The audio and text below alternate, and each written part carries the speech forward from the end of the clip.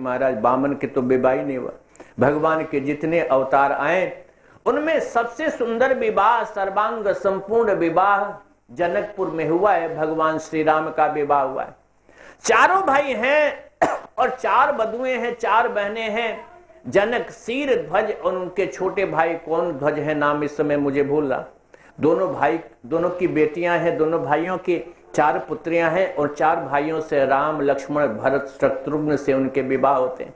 रामचरितमानस पढ़ोगे, वाल्मीकि रामायण पढ़ोगे, बहुत से हनुमान नाटकम इत्यादि ग्रंथ हैं उनमें पढ़ोगे, प्रसन्न राघव इत्यादि ग्रंथ है उसमें पढ़ोगे तो इतना सुंदर वर्णन है। रामचरितमानस न कोई संस्कृत के ग्रंथ पढ़ सको, हिंदी का ग्रंथ रामचरितमानस ही पढ़ के देखो कितना श्रृंगार हुआ है। स्वयं ब्रह्मा जी अवतरित हुए हैं और जनकपुर में भगवान और भगवती के श्रृंगार का ऐसी साज सज्जा, ऐसा श्रृंगार। ब्रह्म ज्ञानी है, विदेह कहलाते हैं जनक जी, लेकिन वे भी सुरुचि का अनादर नहीं करते। ध्यान देना,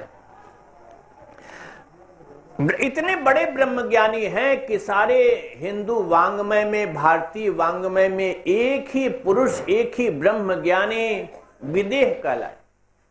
स्वयं शास्त्र तो कहते हैं कि अष्टावक्र उनके दरबार में आए। शास्त्र तो यहां तक कहते हैं कि सुखदेव जी भी आए। इतने बड़े बड़े ज्ञानी उनके दरबार में नहीं आए, उनसे शिक्षा ग्रहण करने आए, शिक्षा ग्रहण करने आए। सुखदेव, कहीं कथा आती है कि सुखदेव जी भी ज्ञान तो हो गया, लेकिन ज्ञान प्रामाणिक है कि नहीं। देखो, ज्ञान होने के बाद भी गुरु की उसके बाद भी जरूरत पड़ती। कभी मैंने कुछ साल पहले ये बात बताई थी। सुखदेव जी को गुरु ने निर्देश कर दिया, ज्ञान हो गया, लेकिन सुखदेव जी को पता नहीं है कि ज्ञान हो गया। देखो, इस ज्ञान को, इस परम तत्व को स्वयं सिद्ध कहते हैं। शास्त्र आता है स्वयं प्रकाश, शास्त्रों में स्वयं सिद्ध शब्द आता है। ये स्वप्रकाश है, स्वयं प्रकाशित हो जाता है, लेकिन फिर भी अंत में भी एक बाधा, एक अवरोध, एक पर्दा पड़ा रह जाता है। क्या यही ज्ञान है? इसी को ज्ञान कहते हैं। सुखदेव जी के सामने ये पर्दा पड़ा हुआ था, गुरु ने जनक जी के यहां भेज दिया और जनक जी ने ही उस पर्दे का अनावरण किया, वो पर्दा हटाया जनक जी ने। अष्टावक्र भी आए हैं जनक जी के दरबार में, कभी कथा कही है।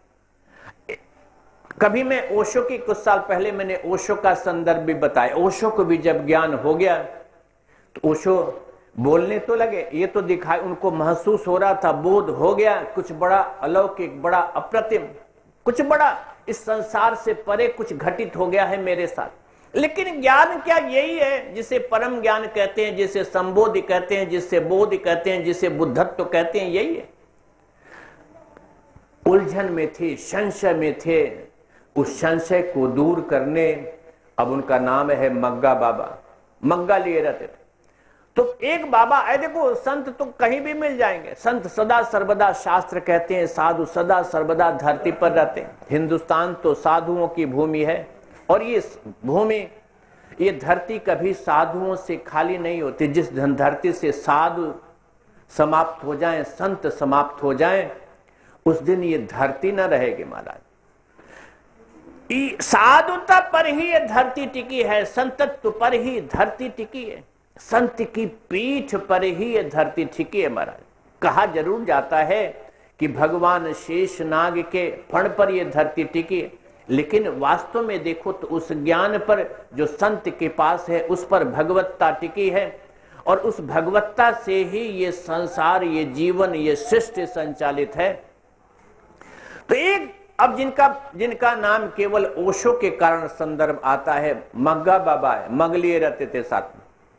तो आए और ओशो को बोलते हुए देखा, देखो जो ब्रह्म ज्ञानी ही किसी ब्रह्म ज्ञानी को पहचान पाए, ब्रह्मविद ब्रह्मैव भवति, सोई जाने जे जेव दनाई, जानत तुम्हि वे जाए। ब्रह्म ज्ञानी ही ब्रह्म ज्ञान को पहचान सके, जैसे एमए पास ही एमए पास को पहचान सके महाराज। तुम ना पहचान सकोगे अगर तुमने हिंदी में एमए नहीं किया है, संस्कृत में एमए नहीं किया है, तो एमए की परीक्षा की कॉपियां तुम नहीं जान सकते। जान सकोगे क्या? एलएलबी नहीं किया है, चेयरमैन साहब बैठे हैं, LLM नहीं किया है तो LLB के विद्यार्थियों की कॉपियां जांच सकोगे? ऐसे जो ब्रह्म ज्ञानी नहीं है वो ब्रह्म ज्ञानी को नहीं, ब्रह्म तत्व को नहीं पहचान सकता। तो मग्गा बाबा आए जिनका नाम तक लोग नहीं जानते। ये न समझना कि सारे ज्ञानी संसार में जाने ही जाते, बहुत सारे लोग, बहुत असंख्य ज्ञानी जाने नहीं जाते और बहुत अल्प ज्ञानी बहुत जान लिए जाते हैं। 10-10 हजार करोड़ की, 50-50 हजार करोड़ की संपत्ति अल्प ज्ञानी बना लेते। आज के समय की गाथा। अभी देखो, थोड़े समय पहले हरियाणा में एक कांड हुआ। देखो, कांड शब्द यहां भी आया। पुराने जमाने में कांड शब्द रामचरितमानस में भी है, बाल कांड है। लेकिन आजकल देखो, एक कांड में क्या कर रहा हूं, एक हरियाणा में कांड हुआ। हरियाणा की सरकार को जाने कितने, थोड़ा सा मुझे भूल रहा है, कितने करोड़ों रुपए लगाने पड़े तब जाके वो आश्रम नष्ट हो पाए। अब नाम न लो तो मैं तुमसे कह रहा था, क्या कर रहा था, भूल गए, थोड़ा सा स्लिप।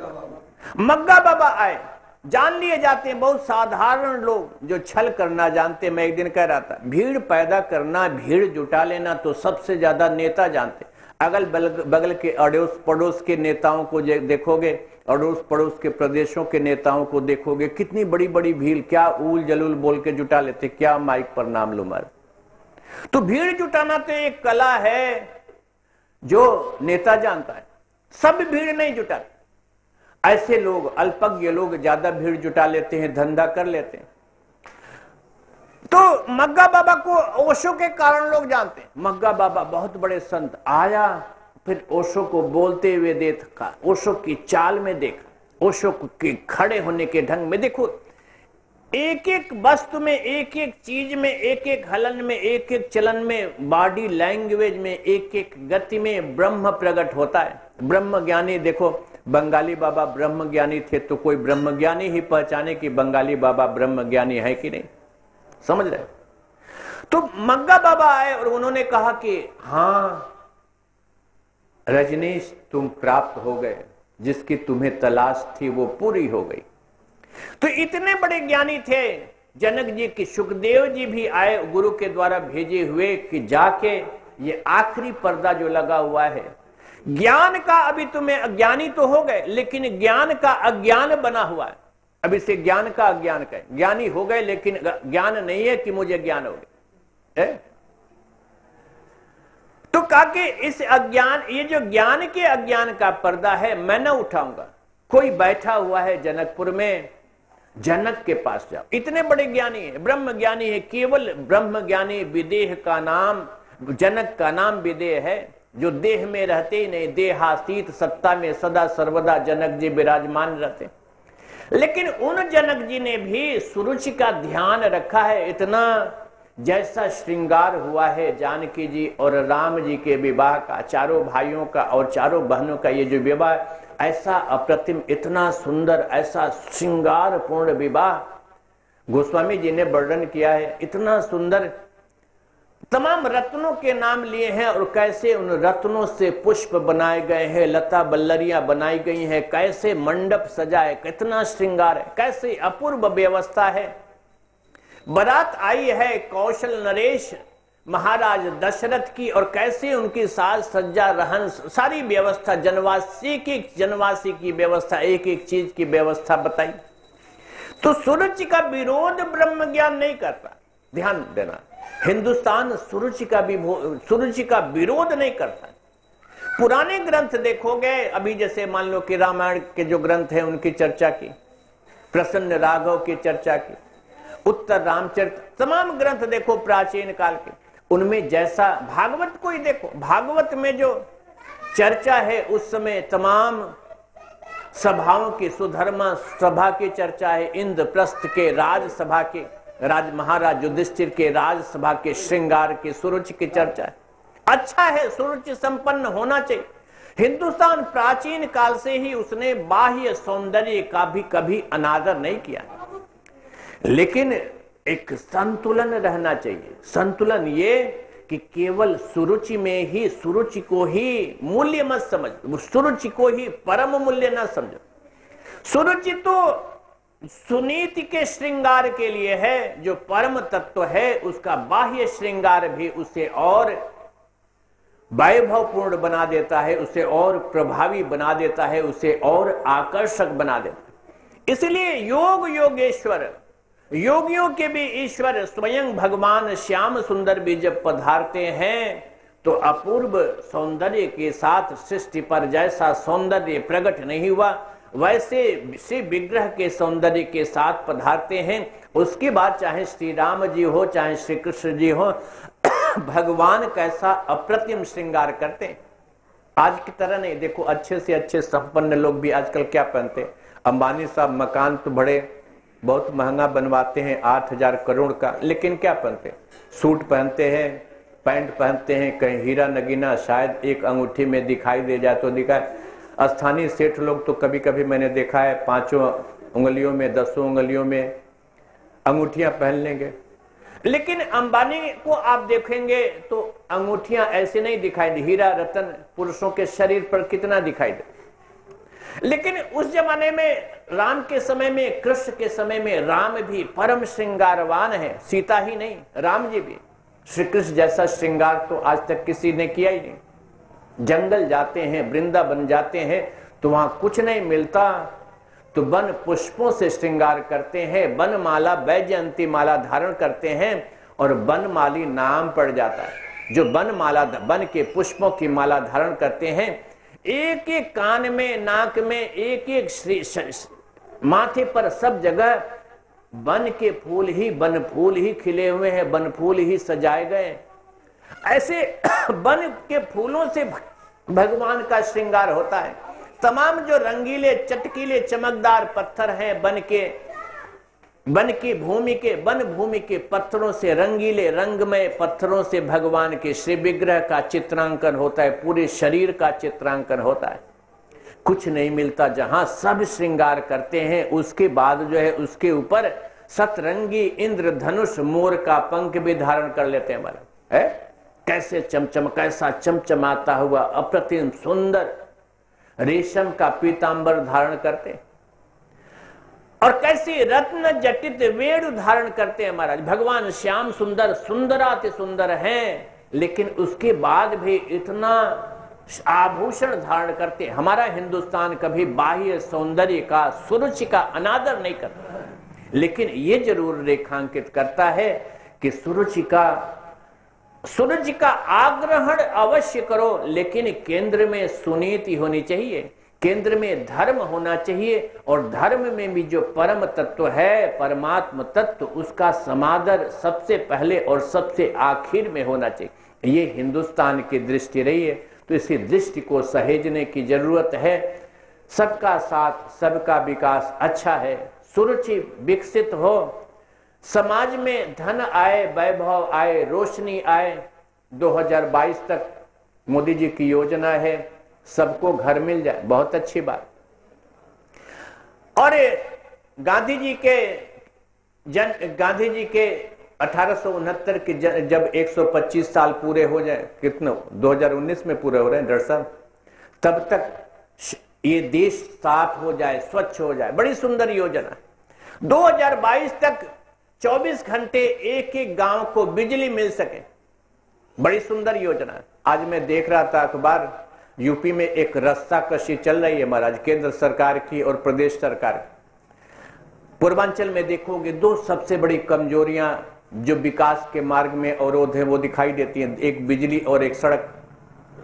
तो बिजली का जिम्मा प्रदेश सरकार ने लिया है और आ रहा है, बार बार आ रहा है कि 16 घंटे बिजली गांवों में और 22 घंटे बिजली शहरों को देंगे। प्रदेश सरकार नारा दे रही। किसी ने मुझसे कहा कि मोदी जी ने तमाम सरकारों को, तमाम दूसरी पार्टी के सरकारों को भी असली राजनीति सिखा दी। कहते तो बहुत सालों से तमाम जो भी प्रदेश के गद्दी पर आसीन रहे तमाम दिखाते रहे, लेकिन कहां बिजली मिली। अब लगता है कि शायद मिल जाए बिजली।